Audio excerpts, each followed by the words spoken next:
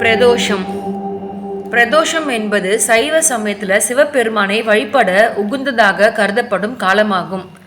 பிரதோஷ விரதம் சைவ மக்களால் கடைபிடிக்கப்படுகின்ற சிவ விரதங்களில் ஒன்று.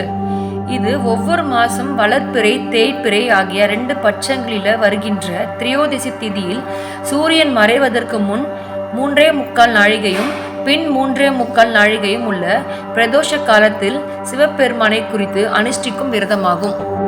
மனிதர்கள் மட்டுமில்லாம பட்சைகள் தொடங்கி 30 முக்கோடி தேவர்களின் தலைவனாக கூறப்படுபவன் தேவேந்திரன்.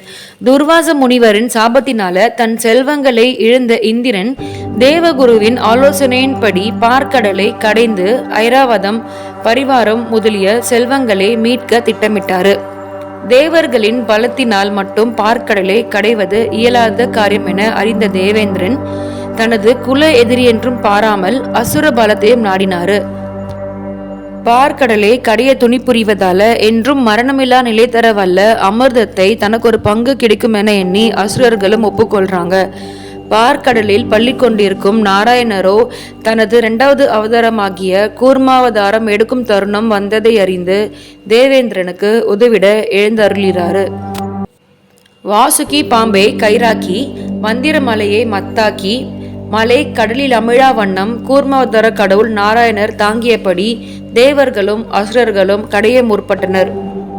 கொஞ்ச நேரத்துக்கு அப்புறம் சாகா நிலை தரும் அமிர்தத்தை எல்லாரும் எதிர்பார்த்துட்டு இருக்க வேலையில அவங்களுக்கெல்லாம் பேரிடியாக கருவென திரண்டு நின்றது ஆலகாலம் எனும் விஷம்.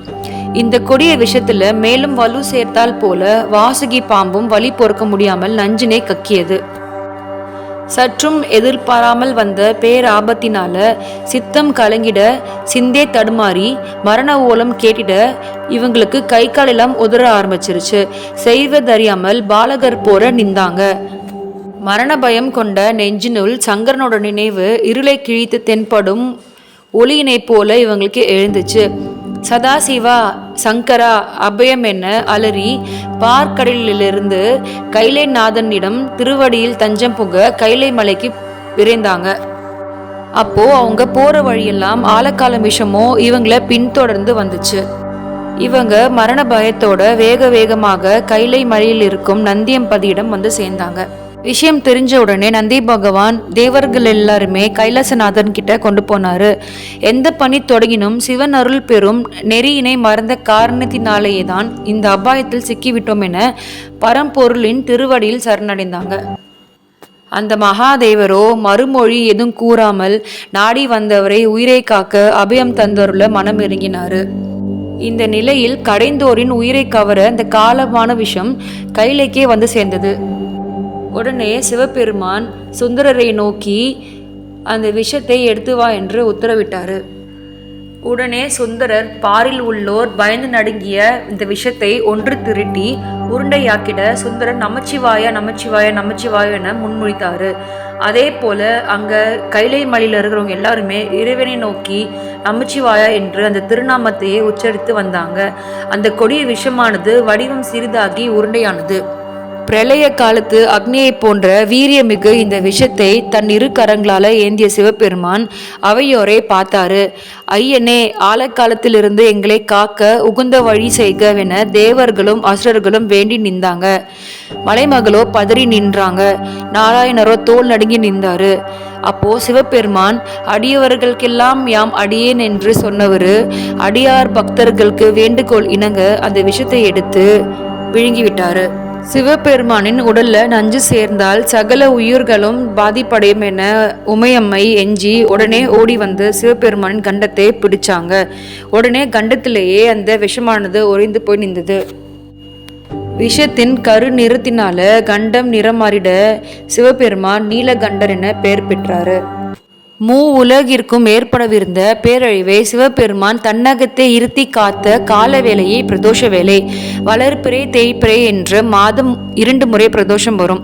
திரியோதசி திதியில் மொத்தம் 7.5 நாழிகை காலம்தான் பிரதோஷ காலம். குறிப்பாக மாலை 4:30 மணி முதல் 7 மணி வரை உள்ள காலமே பிரதோஷ காலம் என குறிப்பிடப்படும். சனிக்கிழமை நாளில் வரும் பிரதோஷம் மிகவும் சிறப்பு வாய்ந்தது.